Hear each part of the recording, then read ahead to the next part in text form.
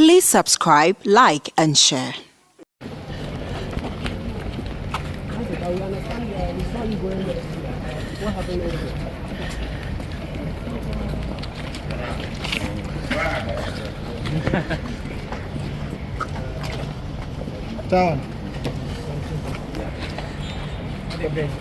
What do you have to tell them?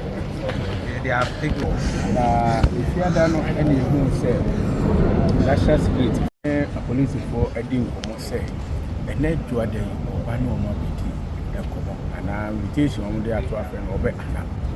It's sadly, no more, mini and central for Munina among Cassentia, and your papa or mine, no, you were quiet, your first war, your day a chew be, and I say, he invite to be. See, I didn't see a normal way of inviting people. No, as a my this year before how much this year, cars, cars, a 12 near Papa. What has happened to this country? Oh, my about to work again here to you just 5 months ago, and your son like Kotua, the son like Kotua barrier, and not just say, Nipana Walusuno, the fundamental human rights. We are sad here for the same one. Tisi o mine wo nya ndisi ni a ensese wo hoto o ti ase wo ye MPP ni a ye ntete o fi se wo mu tete wo mu nyina ye MPP fo no mine ye betima ye ne sa enye sa ne aba ye koto ye no ya ma electoral commission kura kenkan ye nwie ne ye pagya ye nsa se madi nkunim eti madi nkunim no mo ye so mu amamu mo ye so mu o mine no na nkunim fenisen ye die emra amanfo so Governor of Bank of Ghana, onye MPP ni. Media finance minister, former finance minister, onye MPP ni. Intim Fojo, onye MPP ni. Adenta Kumi, onye MPP ni. Chairman Wontumi, onye MPP ni. Inti ISNDC for ni omu ato. Na MPP for aye lusu no, ye tete ye nyina. Oti ase. Chairman Wontumi, onye board chairman, onye minister da, onye CEO da. So why are you inviting him? It's a business. He's a miner. He's a businessman. She said the Ibrahim Mahama, a businessman and a miner. Ibrahim Mahama onye gata cement. Ibrahim Mahama will do good. Engineers and planners in Yanidia. What I say? It won't to me so a contact miner. What is wrong with it? More mobile Muslim revoking the license. It means he had a license. Mona money free. To make him illegal, which is wrong. And those matters should be discussed at the court. What you say? It's me say mo nyina mo he say emra aye adwuma wo man aye timu mu. Emra anya adwuma me fi say ye nyina no emwa because emra ne ma ye nyina kosan lie ene e koto aba na aban sesan ye. Eduru so a ye be san koto aba 2028 the MPP is coming back to power. I'm telling you. Me you say me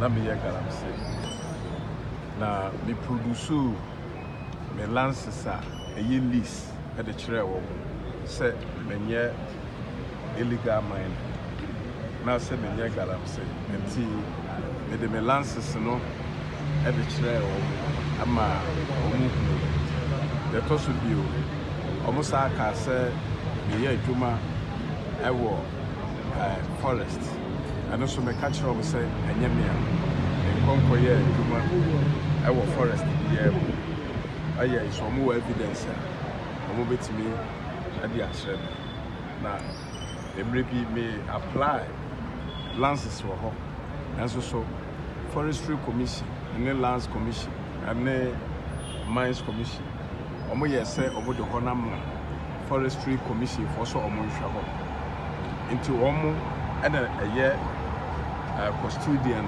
omo ye responsible omo hwe eho enko ho da ti so obi ye adwuma wo ho ne ade a enye medi enye bibia enu ana ebe omo ama bill two sureties ana CCI yama bill CCI bill Chairman bill no how much is the bill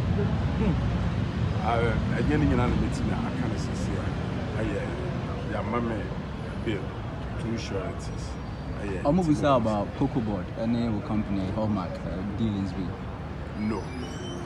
no Cocoa Board ɛnyɛ no korɛ da sɛ magye cocoa board fo sika obiara no sɛ wokɔ na wakɔ akɔyɛ road a ɛnyɛ aban na ma wo sika ɛyɛ wo mom na wode wo sika ɛbɛkɔ contractor no wo na wode wo sika bɛkɔ na wode akɔ akɔyɛ road wowie a na highways for ne cocoa board for no wɔn de wɔn engineers aba bɛ value ɛyɛ road na wɔyɛ na wɔn de boa rate a wɔn de maa wɔn na wɔn de ato so yɛfrɛ bibi certificate na wɔn raise mene ne cocoa board for contract na wɔn sɛ 28 days they should pay me but yɛ raise wie no it take about 3 years ansa na wɔn tua me ka so cocoa board cannot tell me say na wɔn ne Wontumi ka obiara no so obeye ketu obeye kesi o na mpaso so obiara no kwakọ ye adwuma de medwen se adwuma nya de a eye bone medamase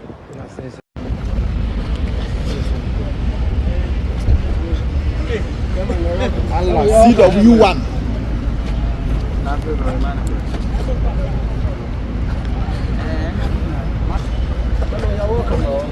We hope you are keeping safe.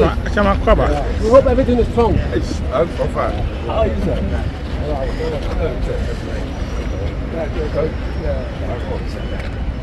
Thank you. No, how are you? Very well. Welcome to the CID. How are you? My lawyer is there. My lawyer is there. Okay. My lawyer is there. Thank you. Please, no drama. Come on, here you are.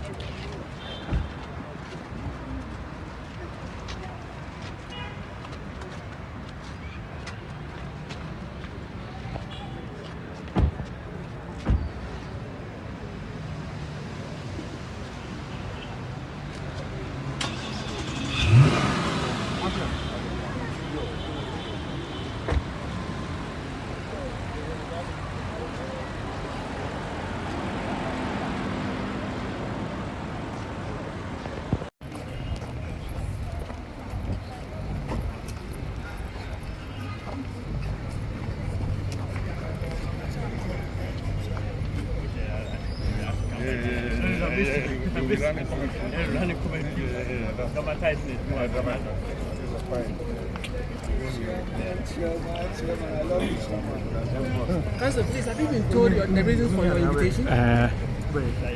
Watch your back. Okay, cancel. Don't get injured. Please hold on.